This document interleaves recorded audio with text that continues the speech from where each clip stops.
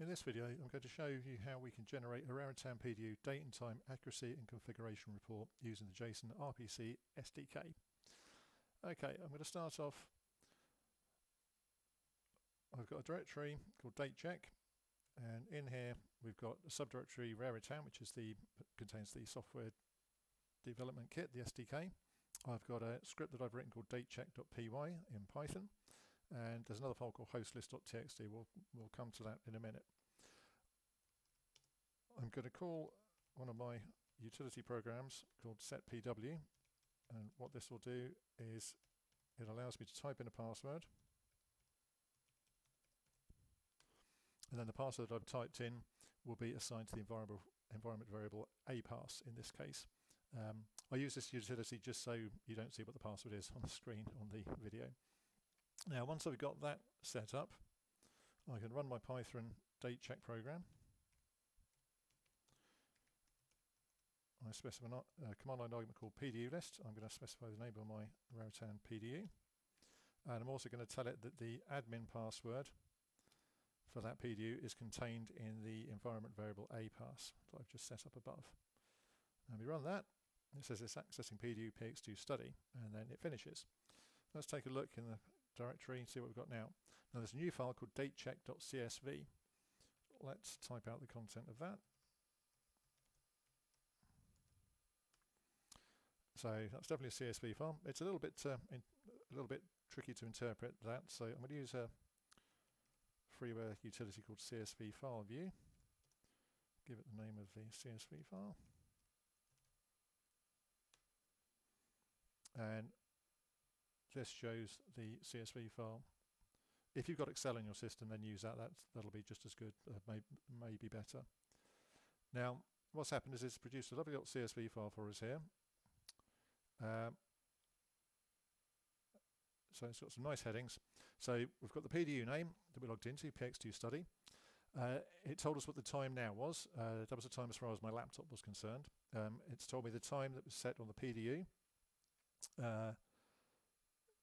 Yeah, so dates right. Times, yeah. Oh, here we go. The accuracy comment says it's to within 8 seconds. That's actually pretty good. But it also gives us more information. The UTC offset is 0. Well, that makes sense because the time zone is set to UTC.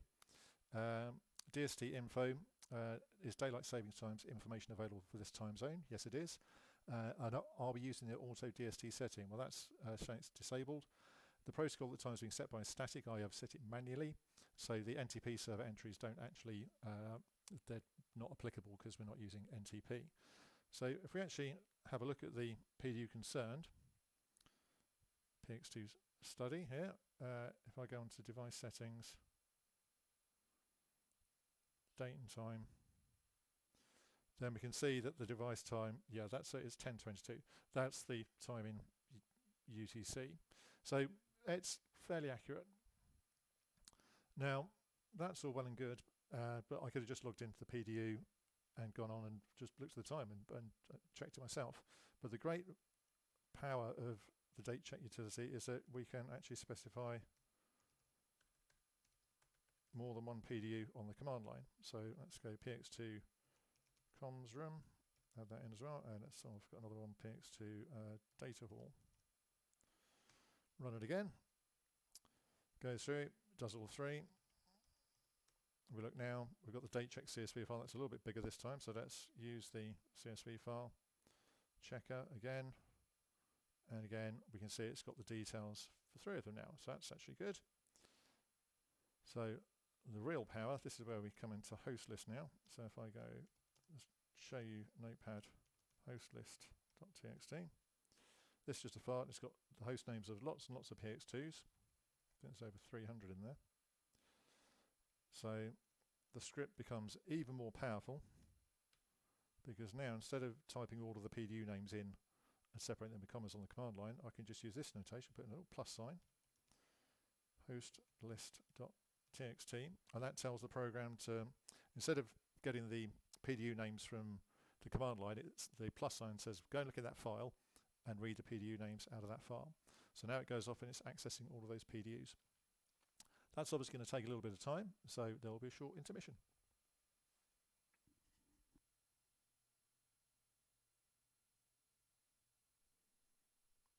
Okay, so the script is finished. Let's have a look and see what we've got. We've got a datecheck.csv file. That's a lot bigger. Let's see what that looks like.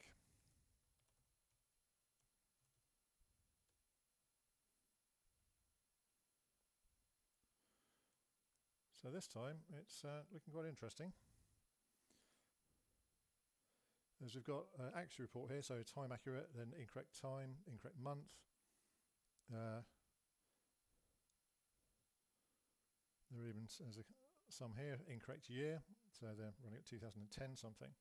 So we've also got all of the other details about the time zone in there as well. So this report allows you to very quickly, and so we could, if we sort by column, we can identify the big problems first of all, and then we've got the time accurate down too.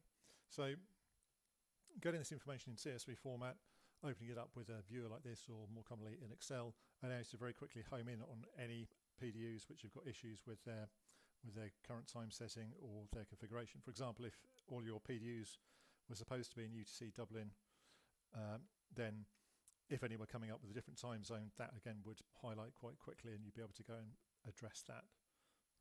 So that's a very good use of it. Now, everyone's probably saying, why aren't you using NTP? So, because that'll solve a lot of problems. So let me log into this server. PDU rather. Let's go to device settings, date and time. We'll switch on the DTC and then we'll say synchronize with the time server. Let's just check the server's okay. It is. Close, save those settings.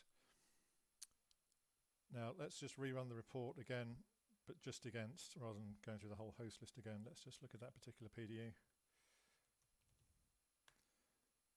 Go through very quickly. Look at this again. So now we've got it. This is more like it. It's now accurate 1 second.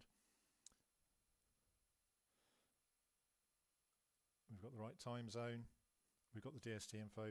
DST is now showing as enabled. The protocol is NTP, and we've got an NTP server.